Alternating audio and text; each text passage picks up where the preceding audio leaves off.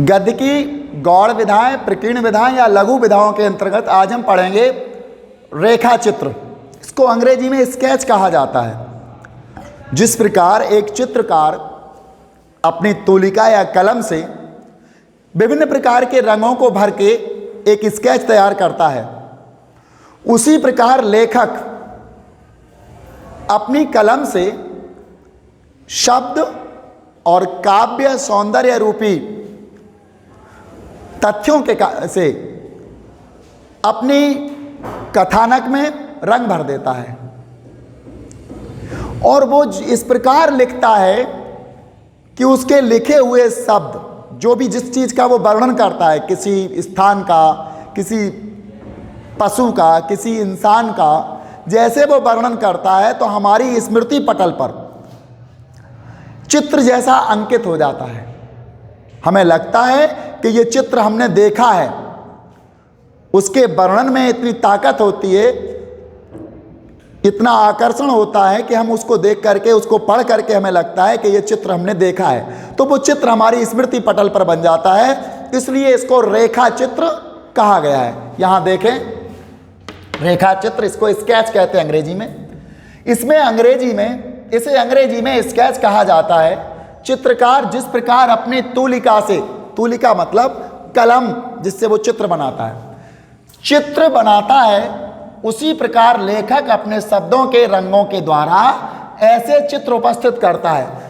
लेखक के पास कौन से रंग होते हैं? शब्दों के रंग होते हैं, जबकि एक चित्रकार के पास विभिन्न प्रकार के रंग होते हैं, जिसमें वर्णन योग्य वस्तु की आकृति का चित्र, वो जिस भी इस वस्तु का वर्णन कर रहा है उसका की आकृति का चित्र हमारी आंखों के सामने घूमने लगता है।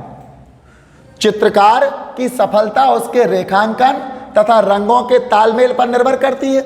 एक अच्छा चित्रकार जो होता है उसकी सफलता अच्छे रंगों के तालमेल पर निर्भर करती है।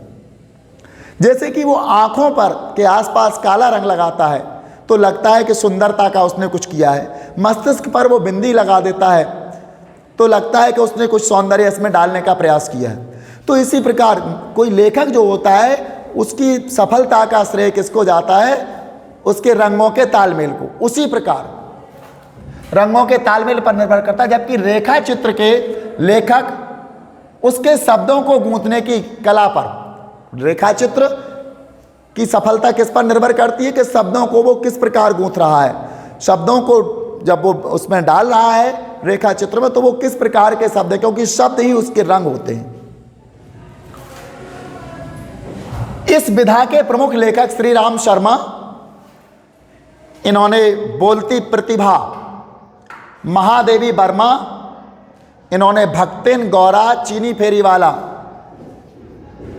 आदि हैं। फिर तो और भी रेखा चित्रकार हैं, राम वृक्ष बैनीपुरी हैं, बहुत सारे चित्रकार हैं, लेकिन ये दो चित्रकारों का ज़्यादा महत्व है।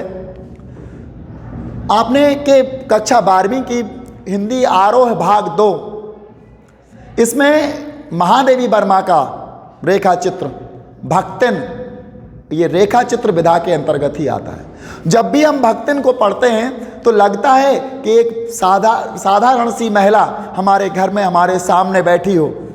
भक्तिन किस प्रकार महादेवी वर्मा को डांटती है, किस प्रकार वो भोजन बनाती है, मोहल्ले में किस प्रकार व्यवहार रखती है, कैसी कैसी ठोकरें खाएं, सारी चीज़ों को जब हम पढ़ते हैं तो हमें लगता है कि ये सारी स्मृतियाँ, सारे चित्र हमारी आंखों के सामने नाचने लगे हैं। इसलिए इस विधा का नाम रेखा चित्र रखा गया।